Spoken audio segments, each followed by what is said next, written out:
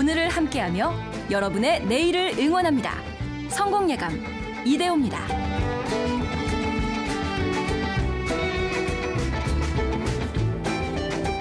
성공예감 이대호입니다. 2부의 문을 열겠습니다. 벌써 10시 5분 되고 있고 오늘 경제상식 퀴즈 정답 알려드려야죠. 정답은 카지노입니다. 카지노. 외국인 관광객들 늘어나고 있죠. 또 우리나라에서 주로 그 외국인 관광객이 많이 찾아가는 곳이 카지노죠. 특히 제주도에 있는 외국인 전용 카지노의 입장객 수가 늘고 있다라는 산업 전반적으로 보면 반가운 소식이고요. 또 우리 국내 내국인들도 갈 수 있는 카지노가 있기는 합니다만 거기는 정말로 딱 정해진 한도 내에서만 건강하게 그렇게 가셔야죠. 또 너무 빠져들면 안 되고요. 저희가 오늘 2부 창업 트렌드 시간에서는요. 쇼핑몰 창업에 대해서 좀 알아보려고 합니다. 지난해 온라인 쇼핑 거래액이 240조 원을 돌파하지 않았습니까? 계속 이 시장이 커집니다. 역시 오프라인보다는 온라인이 더 잘 나가고 있는데 그러면서 이제는 온라인 쇼핑몰, 그러니까 오프라인 매장을 가신 분들도 온라인 쇼핑몰이 거의 필수인 시대이고 나도 한번 부업으로 해보는 건 어떨까? 온라인 창업을 생각하시는 분들도 계속해서 늘고 있는데요. 그런데 이 막상 온라인 쇼핑몰을 창업을 해도 30%가 1년 안에 문을 닫는다고 합니다. 쉽지 않은 거죠. 일단 한번 배워보시고요. 그 현실이 어떠한지도 같이 한번 마주해 보시죠.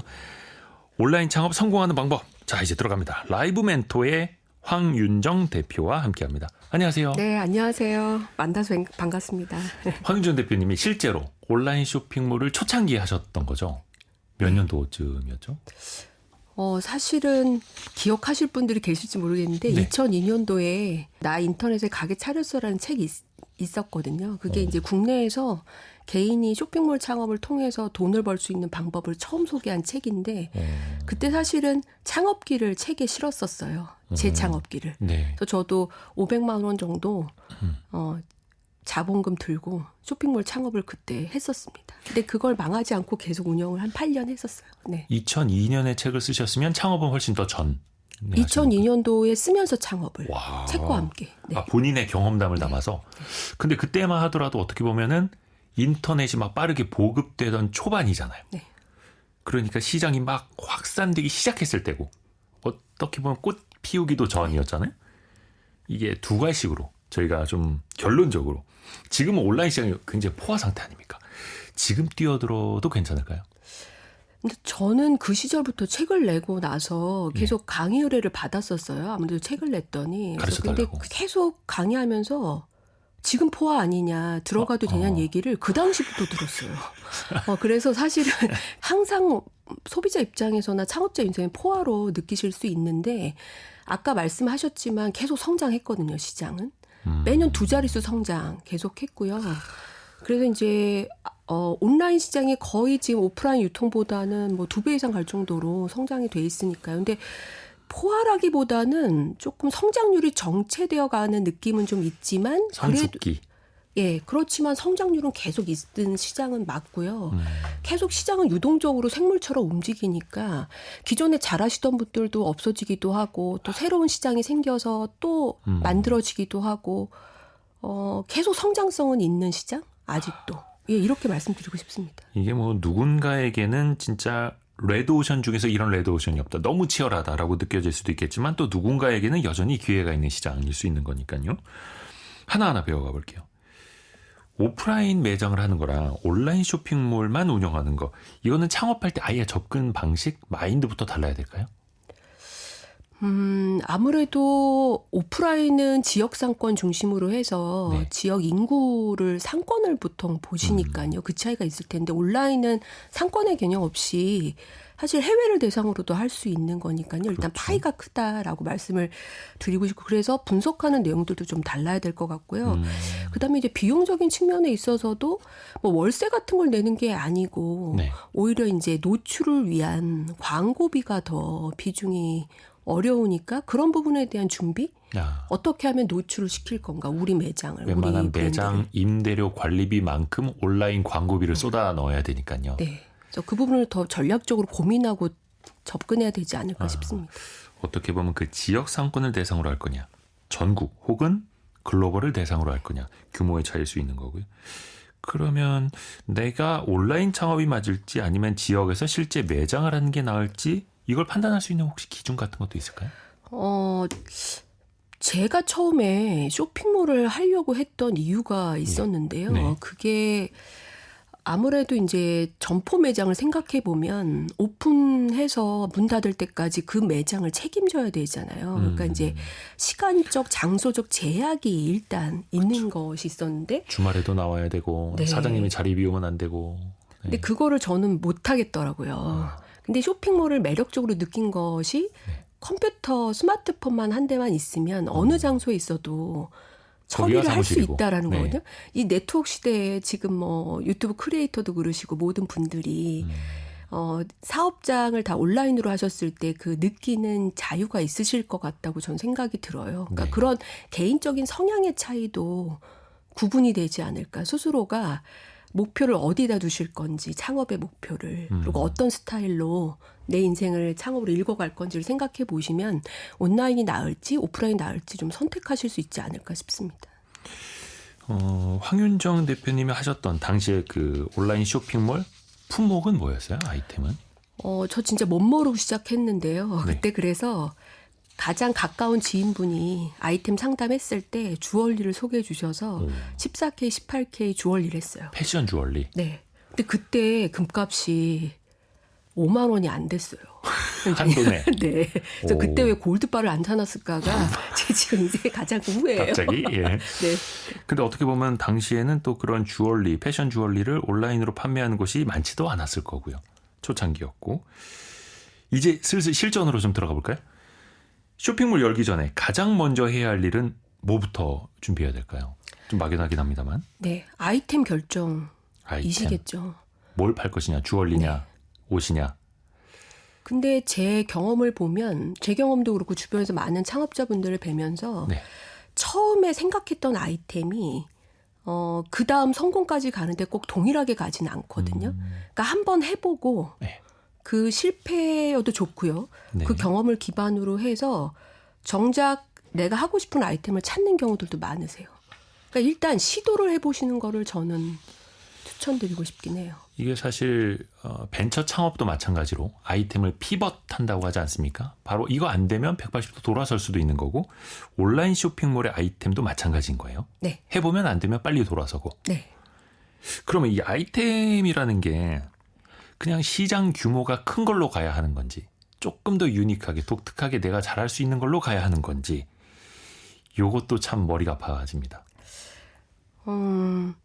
정답은 없겠습니다만. 정답은 물론. 네, 네. 없는 거긴 한데 일단은 대중적인 아이템을 파시는 게 시장 규모는 훨씬 크지만 네. 내가 자본금이 약하고 또 인력도 적은 상태라면 사실은 경쟁 상대와 견줘 볼 때 경쟁력이 좀 약화될 수 있잖아요. 이제 그럴 그것만 때는 전문적으로 파는 대기업이 있을 수 있고. 틈새로 접근하시는 게 조금 더 다르게 보일 수 있는 측면은 있다고 보여집니다. 틈새 시장을 노려라. 네. 참 이게 경제적으로도 니치 마켓이라고 하잖아요. 틈새 시장을 노리라고 하는데 그 틈새가 어떻게 나한테만 틈새입니까? 그 틈새가 남아있다라는 건 그게 또 쉽지 않다라는 측면일 수도 있겠고요. 그런데 소비자의 니즈나 또 시장의 흐름 같은 것들이 늘 변해서요. 네. 틈새가 항상 머물러 있지 않고 새로 생기는 것들이 있거든요. 그러니까 그 캐치를 좀 잘하시면 시장 찾기가 좋으실 것 같아요. 그 틈새가 늘 거기에 있던 그 틈새가 아니라 새로운 틈새가 생길 수 있는 거다. 그러네요. 아까 그 자본금 잠깐 말씀해 주셨는데 당연히 우리가 오프라인 매장 내는 것보다 온라인 쇼핑몰은 자본금이 덜 든다고 알고 있잖아요. 2002년에는 500만 원으로 시작을 하셨다고 하는데 그로부터 23년이 흐른 지금은 500만 원으로는 불가능하지 않을까요? 아니요. 저는 그거는 좀 어떻게 시작하느냐에 따라서 그러니까 예를 들면 뭐 인스타그램 같이 SNS로 내가 만약에 컨텐츠를 잘 기획을 해서 어느 정도 팔로워가 모여서 팬덤이 있는 상태에서 커머스를 시작했다? 이렇게 하면 근데 그 커머스도 제조를 하지 않고 유통사를 끼고 소개를 받아서 판매하신다고 하면 사실 중간 거래상 역할이시거든요. 그러면 사실 자본금은 그렇게 들지 않을 수가 있으신 거라서 저는 제일 처음에 결정되지 않은 상태에서 잘 모르실 때는 많은 분들이 도전하신 게 위탁이세요. 위탁. 예, 위탁 배송 같은 형태는 좀 제품을 가지고 있는 제조나 도매상과 제가 연결이 돼서 예. 저는 약간 쇼핑몰과 홍보만 책임을 지고 사입과 그다음에 뭐 배송과 이런 부분은 다 중간 업체가 제조 하고. 도매에서 알아서 하시는 거죠. 그렇게 그게 되면 가장 돈은 덜 드는. 네, 그런 형태라고 볼 수 있습니다. 그러면 추천하는 방식은 내가 직접 OEM을 맡기거나 기획하는 것보단 위탁 방식으로 팔아만 주는 것부터 시작하고 어느 정도 좀 체력이 되었을 때 그 다음에 나만의 제품도 한번 위탁해서 만들어보고 이런 네. 위탁 제조해보고 일반적인 순서는 그렇게 조언드릴 수 있어요. 가볍게 가볍게 시작하자라는 거고요. 그 아이템도 피벗을 하면 된다라고 말씀해 주셨는데 이미 이게 또 경쟁자들이 굉장히 많은 측면이 있거든요. 특히 패션 아이템들은 옷, 모자 이게 예전에는 왜 속된 말로 동대문에서 떼어다 판다 이런 거 굉장히 많았고 이 분야는 뭔가 좀 다른 전략이 필요할 것 같은데요. 원체 경쟁 자체가 심하니까. 제가 지금 바라보고 있는 측면에서는 훨씬 더 고객과의 소통이 더 직접적으로 바뀐 것 같아요.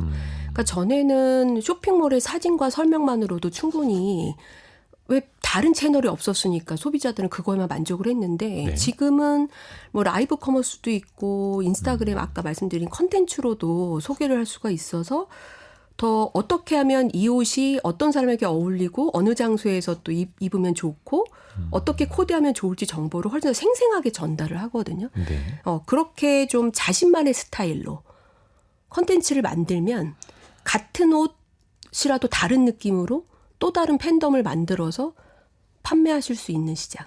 이렇게 보여집니다. 자신만의 스타일로 어떻게 보면은 착장한 사진, 뭐 사이즈 조견표 이런 것들은 그냥 대동소이한데 그거는 이제 일반화되어 있는 거고 이거를 또 어떻게 대중과 소통할 것인가 마주할 것인가는 나만의 것으로. 최근에도 그런 느낌이 좀 있었어요. 그러니까 이제 보통 의류는 대표자가 좀 모델처럼 좀 예쁘셔서 그분이 입는 거를 이제 따라하면서 이제 이렇게 바라보는 거죠. 그래서 나도 저렇게 입어보고 싶다 뭐 이런 식으로 해서 많이들 맞아요. 쇼핑몰이 됐었는데 예. 최근에 보면 뭐 66 사이즈, 뭐 77 사이즈 이렇게 여성분의 입장에서 보면 조금 이렇게 보통 체격 이런 분들이 오히려 그 옷을 소화해 줌으로 해서 그분처럼 모델처럼은 아니지만 그래도 적절히 예뻐 보이면 오히려 그분의 쇼핑몰에서 소개하는 그 옷들이 더 저한테 전달이 더 되는. 그러니까 구매하고 싶은 욕구가 더 생기는 것 같아요. 그러니까 이른바 인플루언서 혹은 이제 셀럽이라고 불릴 정도로 아예 뭐 예쁘고 몸매 좋고 해서 그 사람이 입은 옷을 딴 사람들도 사고 싶어서 그분이 시작한 쇼핑몰 자체가 잘 되는 경우도 있지만 내가 그러한 상황이 아니라면 아예 완전히 독특한 쪽으로 가는 게 낫다. 대신에 활발한 또 소통을 통해서 이런 식으로요. 네. 요걸 또 이제 찾아내야 되는 거죠. 유망한 아이템을 찾고자 하는 거는 모든 사람의 노력일 겁니다. 황 대표님한테 그런 거 정말 많이 물어보지 않습니까? 요즘에 네. 어떤 게 잘 돼요? 어떤 게 잘 될까요? 앞으로는 어떤 게 좋을까요? 이런 근데 식으로. 좀 일반적인 답변은 그래도 흥미를 가지고 계시고 좋아하는 아이템을 먼저 찾아보시라 그래요. 내가 좋아하는 거예요. 네. 왜냐하면 그걸 분석할 수 있어야 되는데 시장의 니즈를요. 그리고 소비자를 바라보실 수 있어야 되는데 잘 모르면 억지로 하게 돼. 아무리 유망하다고 선전하는 아이템이더라도 나한테 안 맞으면. 그래서 내가 패션 옷 입는 걸 좋아하시면 아무리 치열하고 경쟁 심해도 그걸 하시는 게 성공 가능성이 더 높다. 이렇게 말씀드리셨거든요. 근데 말씀드렸다시피 패션도 너무 크니까요. 그렇죠. 예, 성별도 있고 나이도 있고 스타일도 있고 너무 다양한 거라서 그 가운데서 처음 접근은 조금 다른 색깔, 틈새 이걸 먼저 찾아보려고 노력하는 것들이 필요한 거죠. 그러니까 어떤 분은 넥타이만 잘해서 어떤 분은 양말만 잘해서 이런 식으로. 제가 처음에 창업했을 때 사실은 멋모르고 창업을 했지만 8년이나 이걸 쇼핑몰을 운영하면서 네. 끌어올 수 있었던 거에 기저에는 약간 피벗이 있었거든요. 예. 처음에는 여성 펜던트, 제가 여성이니까 여성 펜던트 목걸이 샵을 했었어요. 네. 근데 고객하고 상담을 계속 하다 보니까 남자분들 상담이 너무 많은 거예요. 선물. 그래서, 예, 선물로. 그래서 여자분 스타일이 어떻게 되세요? 저한테 얘기를 좀 해보라 그래서 그런 스타일이시면 이 목걸이가 날 것 같아요. 이렇게 남자들 제가 그거 참 어려워하는데. 조언을 했거든요. 그리고 같이 가긴 또 부담스러우시잖아요. 그러니까 네네네, 온라인으로 몰래 주문하시는 선물해야 거였죠. 되는데. 근데 제가 피벗한 계기는 남자 목걸이 전문 샵으로 바꾸면서 더 매출액이 성장한 거예요. 그러니까 나중에는 여성분들 위주로 하지 않고 남성분들 위주로 해서 왜냐하면 그때 남자 목걸이 전문 샵이라는 개념이 너무 작은 카테고리여서 당시 없었어요. 네. 그래서 지금도 흔치는 않죠. 네. 남자 목걸이 전문 샵이라는 네이밍 자체가. 근데 그 당시에 그래서 또 남자분들은 크게 막 아마 이렇게 많이 돌아다니시거나 뭐 하지 않으시고 그런 믿을 거 만한 싫어합니다. 브랜드면 왜 이렇게 남자들은 네, 이거저거 재구매 보고 계속 하는 거 하시면서 힘들어요. 단골되시기 좀 좋은 것 같은데 그래서 그게 절묘하게 맞아 떨어져서 운영할 수 있었던 것 같아요. 그것처럼 제가 아까 말씀드린 운영을 하다 보면 자연스럽게 피벗이 될 수 있다라는 거를 그 경험 하에서 움직일 수 있다는 말씀을 드리고 색깔을 그러니까 나만의 일단은 색깔. 예, 찾아서 그게 만들어지실 수 있다. 네. 근데 이게 일반적으로 사업이라고 하면 시장이 넓은 곳에서 놀아야 한다. 큰 시장을 타깃으로 해야 한다라고 하는데 또 어떻게 보면 틈새 시장을 찾아서 나만의 것을 예리하게 잘하는 게 온라인 쇼핑몰의 강점이기도 하고 그러면 황 대표님 같은 경우는 약간 그 후자 쪽에 조금 더 무게를 두시는 것 같네요. 왜냐하면 저는 소홀하세요. 소호. 네. 어. 그러니까 혼자 하고 있고 자금이 크지 않고 그러니까 이렇게 시작하시는 분들에게 메인 매스 시장을 가시라고 추천을 못 하는 거죠. 그래서 어떻게 보면은 그 골목에서 내가 대장이 되는 것처럼 네. 틈새 시장에서 그 분야, 그 카테고리는 내가 장악할 수 있게끔. 이것도 재밌습니다. 그 오프라인으로 매장을 낼 때는 당연히 상권을 잘 분석해야 한다고 하잖아요. 근데 온라인몰에도 상권이라는 게 있어요? 네. 키워드로 살펴본다고 말씀드릴 수 있어요. 온라인에서 어쨌든 소비자 분석을 해야 되는데 뭘로 분석할까 생각해 봤을 때 소비자가 입력하는 단어인 거예요. 뭐 꽃배달이면 꽃배달. 네네. 그 검색으로 들어오니까요. 그래서 그 검색 키워드의 조회수가 다 나와 있잖아요. 그래서 조회수 그 규모에 따라서 시장 상권의 파이가 다르다라고 보는 거죠. 그러니까 청바지 조회수와 뭐 원피스 조회수와 뭐 이런 것들이 틀릴 거니까요. 규모가 차이가 있다라고 보는 거죠. 그 규모가 다르다. 그리고 뭐 만약에 엄마 옷을 찾는다. 그럼 엄마 옷이란 키워드의 조회수가 다를 거니까요. 그만큼 시장의 파이가 느껴지는 거죠. 키워드로.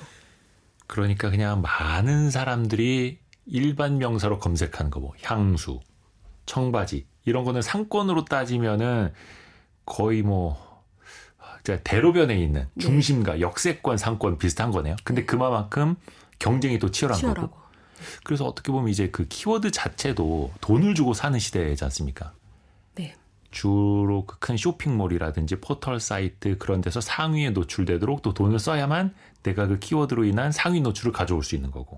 그래서 광고비에 대한 부담이 늘어난 거죠. 아까 그 임대료처럼 말씀해 주신. 네. 그러니까 어쨌든 동일 키워드에 경쟁해야 되는 몰들은 많아서 한정적인 지면에 상위 노출이 되기 위해선 광고를 필수적으로 할 수밖에 없기도 하죠. 근데 그것을 광고 아닌 방법으로 해결하시기 위해서 SNS 홍보 채널을 활성화시킬 수 있다면 너무 좋고요.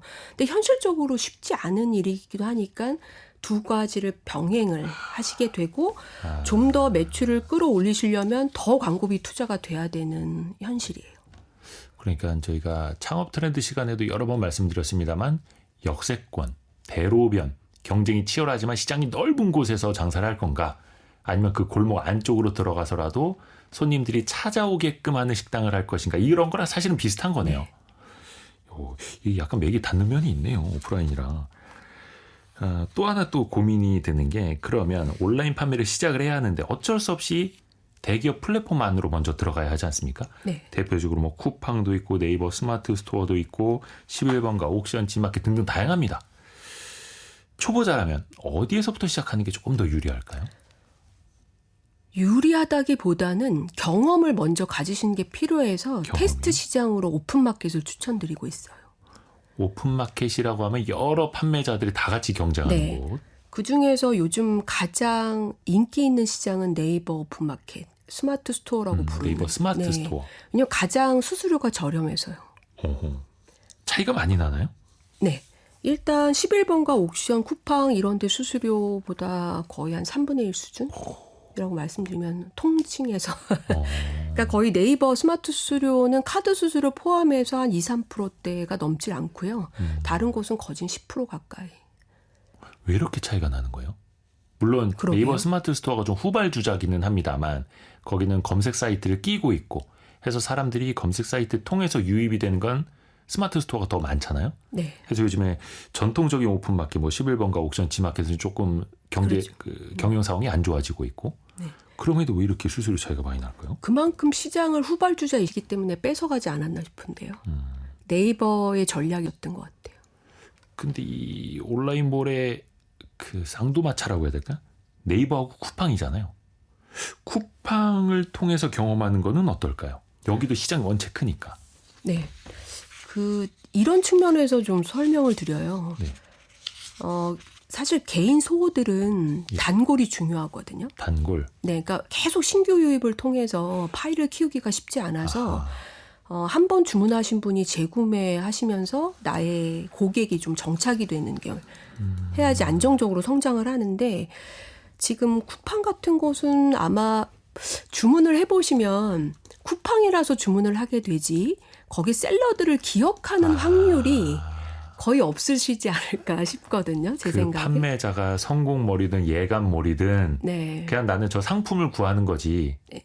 판매자는 기억 못한다. 네. 그런데 진짜 네이버 그러네요. 스마트 스토어는 사실 그래도 고객들을 직접 관리할 수 있는 기능이 어느 정도 있어요. 그래서 뭐 단골 관리 알림톡이라든지. 쿠폰, 네네네, 그것도 발행이 가능하고 그래서 라이브 커머스 할 때도 알림 받게 하신 분들한테 다 메시지 보내서 다시 한번 또 유입을 시킬 수 있는 방법들도 있고 해서 그래도 그 샵을 기억하는 확률이 아마 조금 더 있으시지 않을까 싶어요. 고객 입장에서. 그래서 저희도 창업하실 때 오픈마켓 위주로 먼저 경험을 하시겠다고 하시면 그래도 브랜드 인지도를 조금 올릴 수 있고 단골 관리가 조금 가능한 플랫폼을 추천을 하게 되죠. 근데 이게 사실 사업하시는 분이라면 누구나 단골을 만들고 싶어 할 텐데 아이템에 따라서 좀 다르지 않을까? 예를 들어서 뭐 주얼리, 목걸이 같은 거야 내가 샀던 숍을 기억을 해서 들어갈 수 있을 텐데 일반적인 공산품 있지 않습니까? 네. 뭐 휴지, 치약, 비누 이런 것들을 내가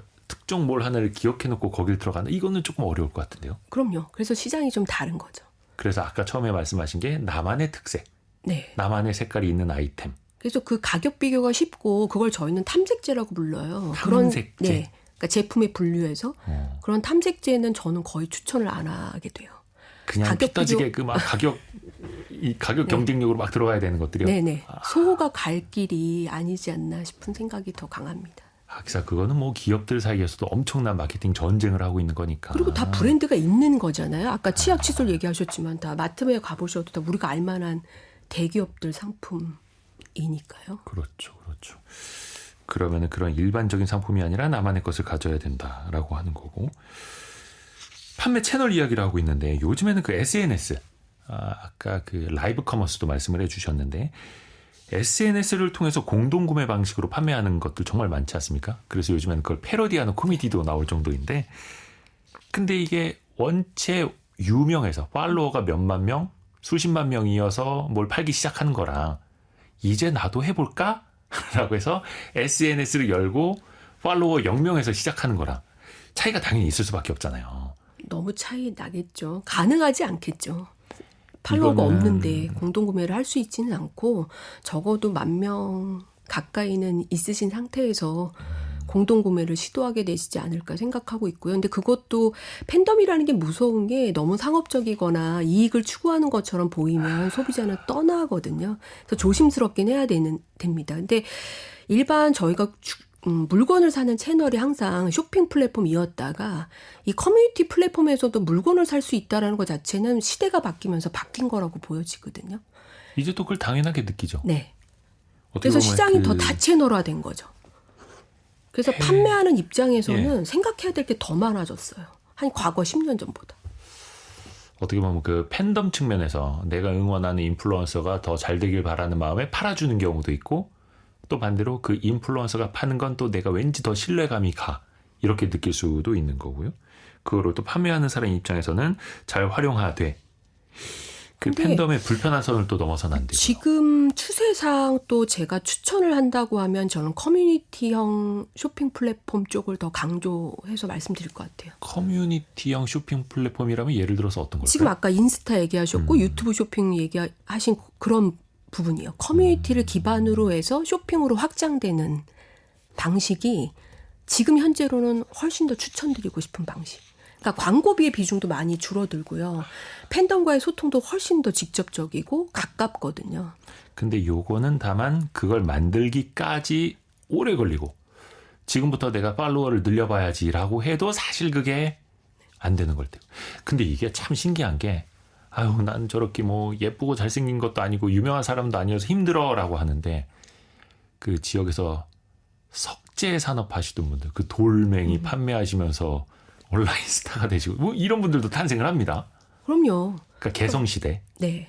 어떤 분도 그 유튜브 채널도 보니까요. 항상 그 농장에서 항상 기르시는 스토리만 올리시는데도 팔로워, 구독자 수가 많으셔서 다르시더라고요. 그러니까 이게 지금 말씀하신 대로 꼭 뭐 잘나서 뭐 멋진 게 뭐가 있어서 뭐 이런 것이 아니라 그냥 평범하신 분이 동기부여만 해주시는 영상이랑 스토리만 올리셔도 저희는 그거에 공감을 하고 같은 눈높이를 맞춰서 함께 성장하고 싶다는 생각을 할 수 있거든요. 예를 들어서 농사 지으시는 분이라면 그 유기농 농작물을 키우는 과정을 계속해서 네. 보여주고 그러니까 매일매일 올리시는 과정도 거의 비슷해도 상관없는 거죠. 아하. 매일매일 그 장소에서 그렇게 열심히 계속 물 주시고 기르시고 하시는 오늘은 모습이 있더라고요. 방울토마토가 얼마나 자랐나 네. 봅시다. 뭐 이런 거. 네네.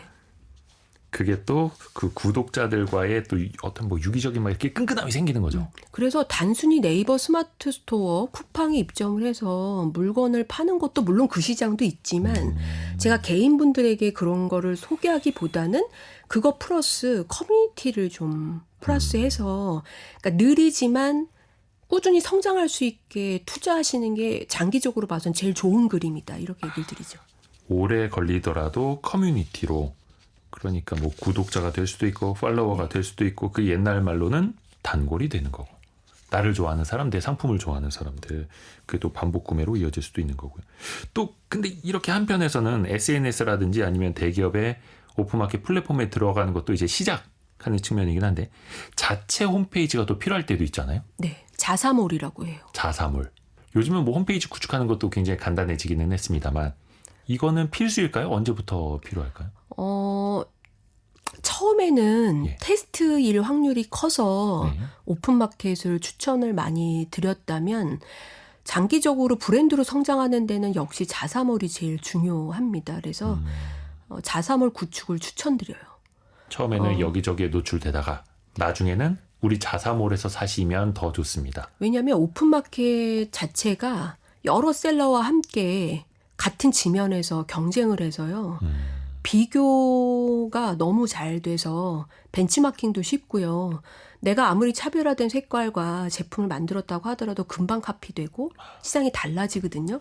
근데 이제 자사몰이라는 것은 약간 별개의 섬처럼 하나 떨어져 있는 개념이니까요. 네, 맞아요. 비교하지 않으시고 우리 몰을 좋아하시면 그냥 들어와서 믿고 구매하시는 분들이 늘어날 수가 있거든요. 근데 내가 내 셀러 뭐 예를 들어 네이버 스마트 스토어 안에서 내 고객이라 할지라도 갑자기 뭐 쿠키를 주문하려고 네. 키워드를 쇼핑해서 검색을 했는데 다른 쿠키샵이 더 세일을 하고 있고 비슷하다 그러면 아무리 팬덤이 있다고 하더라도 사람 마음이 그렇잖아요. 그럼 뺏길 수가 있거든요. 근데 이제 자사몰의 고객 수를 튼튼하게 가지고 가고 그들과 소통할 수 있는 별개의 채널들을 또 만들어 가시면 구애받지 않고, 그러니까 예를 들면 포털이나 쿠팡 같은 어떤 그런 그 메인 플랫폼의 정책에 흔들리지 않고 내 것을 가져갈 수 있다라는 장점이 있어서 최종 종착지는 사실 자사몰로 말씀을 드리죠. 그 예전 오프라인 매장으로 따지면 그냥 이 가게 저 가게 다녀오지 않고 그냥 내 가게 문 열고 들어오시는 단골 손님처럼 온라인몰 역시 해서 많은 분들이 즐겨찾기 하도록 그렇게 뭐 알림도 발생하고 네. 쿠폰도 보내드리고 하는 거잖아요. 사업자 등록은 어떻게 필수로 보면 될까요? 오픈마켓에 들어가실 때는 사실은 개인 간 거래가 허용된 시장이라 사업자 등록이 없으셔도 오픈은 가능합니다. 오픈마켓에서는. 네, 그러니까 네이버 스마트 스토어도 처음 오픈하실 때는 사업자 없이 개인으로도 개설 가능하세요. 그런데 매출액이 예전에 이제 간이가세자가 과거에는 연 4,800만 원인데 지금 1억 400인데요. 네. 기준이. 네. 4,800이었을 당시에 뭐랄까 반분기 따져보면 1,200이잖아요. 네. 2,400이죠. 네. 그 정도 매출 넘지 않으시면 사업자를 안 내도 됐었거든요. 어느 정도 이제 규모가 네. 됐을 때 네. 아까 처음에 가장 간단하게 시작할 수 있는 건 위탁 판매라고 해주셨는데 위탁 판매는 뭐 내가 말 그대로 팔아만 주는 거니까 재고 관리나 뭐 물류 이런 거 신경 안 써도 되고 근데 그 다음부터는 조금 규모를 키우려면 내가 직접 재고도 관리하면서 판매하는 게 더 커지겠죠. 그럼 그때부터 또 고민이 됩니다. 이 재고라는 걸 어느 정도 확보해 놔야 할까? 제조업체한테 어느 정도나 미리미리 발주를 해 놔야 할까? 그래서 안전재고라는 개념이 있습니다. 그래서 안전재고요? 판매를 하시다 보면 그러니까 저도 그랬는데요. 모든 상품이 잘 나가는 게 아니더라고요. 상위 그 파레토 법칙이 여기도 존재하는 듯해요. 그래서 이제 100개를 올렸을 때 20개만 잘 나가고 80개는 잠잠하고 이렇게 되는데 운영하시면서 잘 나가는 상품의 일주일 단위 판매량 같은 것들이 집계가 되시면 네. 미리미리 안전재고량을 개선하실 수 있으실 거고 그것만 발주를 넣어서 돌리시면 될 것 같아요.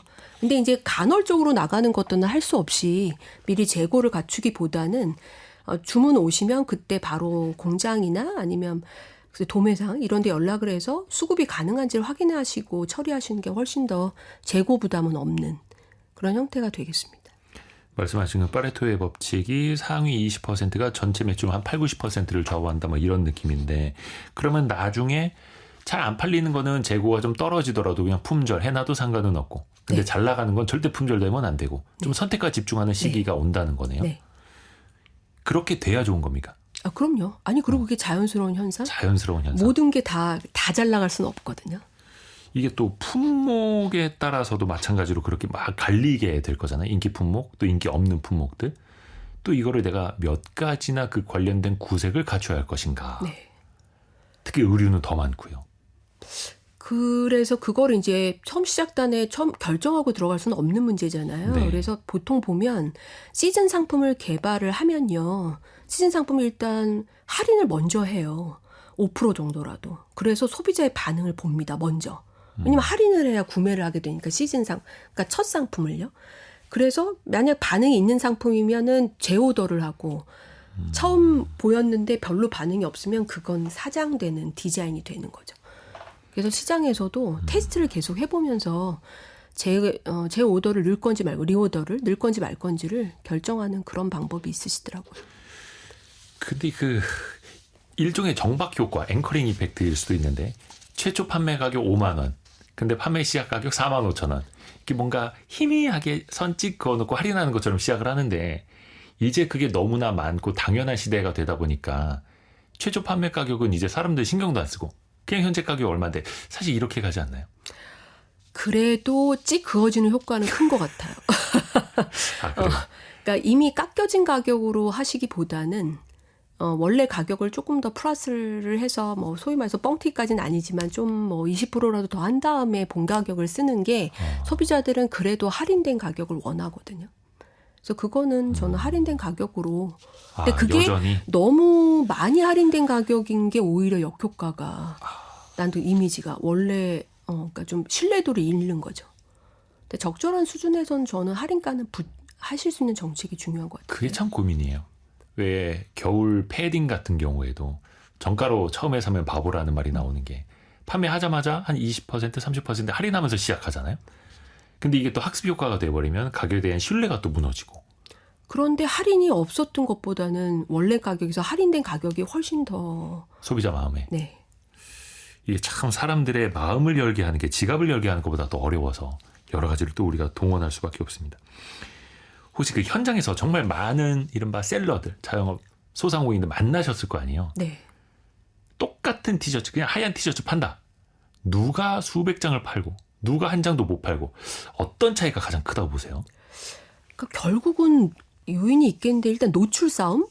그러니까 이제 광고가 됐든 SNS 연결 홍보가 됐든 그 상품을 띄우려고 하는 채널이 준비되어 있느냐 없느냐 일단 그 방식이 그것도 있을 것 같고요. 그다음에 컨텐츠 소구하는 방식의 차이?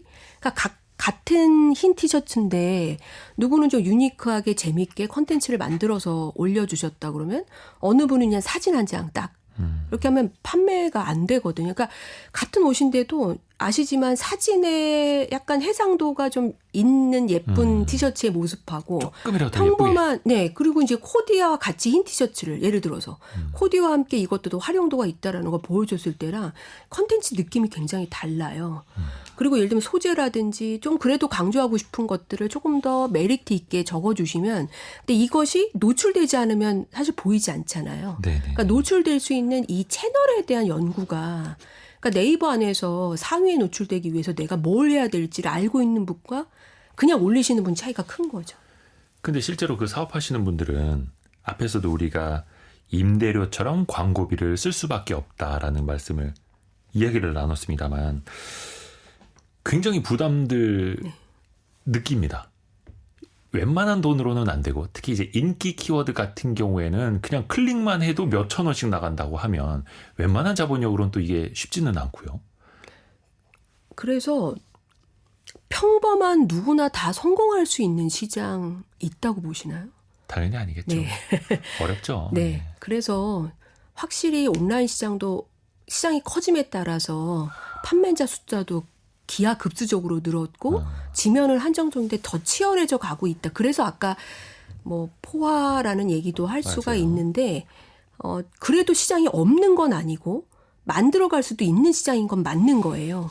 그래서 정말로 전략적 사고가 필요하다 이렇게 생각이 들고 키워드 같은 것도 키워드마다 사실 뭐 쇼핑성 키워드다, 정보성 키워드다 이런 개념도 있고요. 네. 그다음에 뭐 주변 키워드다, 뭐 세분화된 키워드 이렇게 구분하는 방법들도 꽤 뭐 브랜드 키워드다 이렇게 용어들이 좀 여러 개가 있거든요. 그래서 키워드를 바라보시는 시각 자체도 좀 넓어져야 돼요. 더 세분화된 키워드가 많기 때문에 거의 뭐 하루에 3억 개가 넘게 키워드 조회가 되기 때문에 키워드가 3억 개가 넘어요? 네. 그래서 그 안에서 내 세분화된 분류에 어떻게 접근하면 좋을지를 계속 연구해야 찾아보는 돼요. 거죠. 예를 들어서 그냥 청바지가 아니라 뭐 구제 청바지. 그거는 너무 당연하고요. 근데 몇 부 예. 어떻게 된 청바지. 그렇죠. 색깔 뭐 물 빠진 청바지. 그러니까 더 디테일로 들어가는 거예요. 네. 더. 그러니까 그 롱테일처럼. 네. 광고비 자체도 그냥 청바지는 굉장히 비싸지만 네. 아주 세부적인 무슨 어떤 청바지라고 하면 좀 광고 단가가 낮아진다 하더라고요. 오히려 저희는 그걸 더 추천드려요. 세분화된 거. 왜냐하면 청바지로 입력하셨을 때는 이게 남잔지 여잔지 그리고 어떤 수의 청바지인지를 알 수가 없으니까 광고를 진행했을 때 유실률이 너무 커요. 로스가. 그래서 돈만 쓰고 그렇게는 많아요. 네. 그러니까 들어왔다가 내가 원하는 거 없네. 그럼 그냥 나가는 거기 때문에 오히려 더 구체화돼서 뭐 스키니진이다. 차라리 이랬으면 이 사람은 지금 찾는 청바지가 이렇게 붙는 스타일의 또 여성 스키니진 그럼 다 보이잖아요. 어떤 스타일을 원하시는지 그게 훨씬 더 광고 효과가 좋다 이렇게 얘기를 드리죠. 예를 들면 남자 진청 스키니 습한 청바지. 네. 이렇게 가면 타겟이 명확해지고 광고 단가도 낮아지고요. 네. 근데 이것도 장사를 많이 하시던 분들은 이제 막 알더라고요. 네.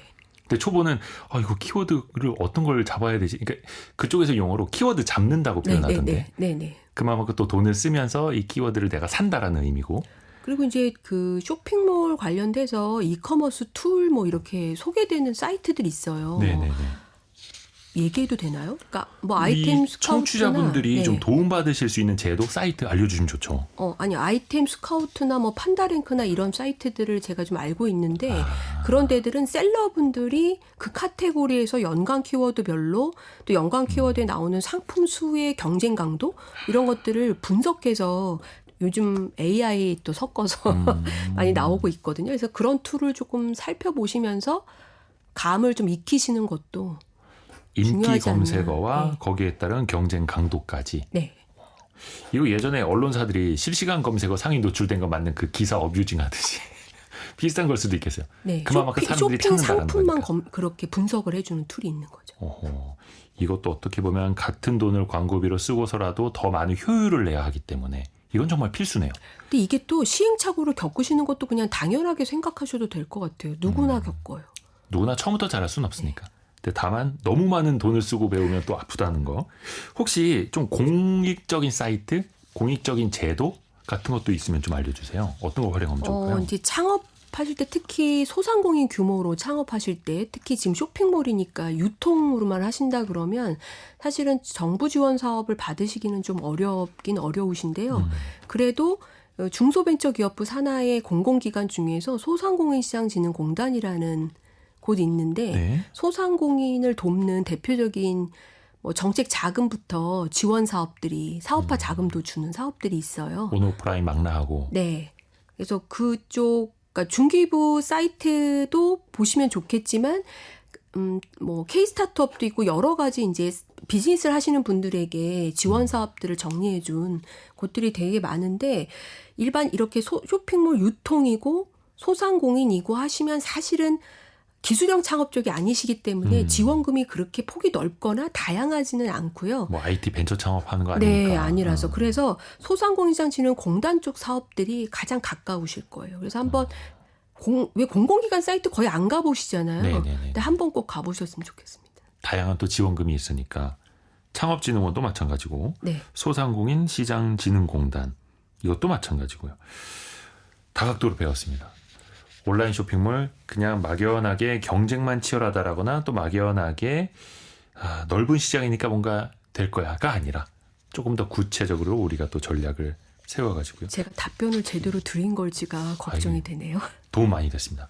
라이브 멘토 황윤정 대표였습니다. 고맙습니다. 네, 감사합니다.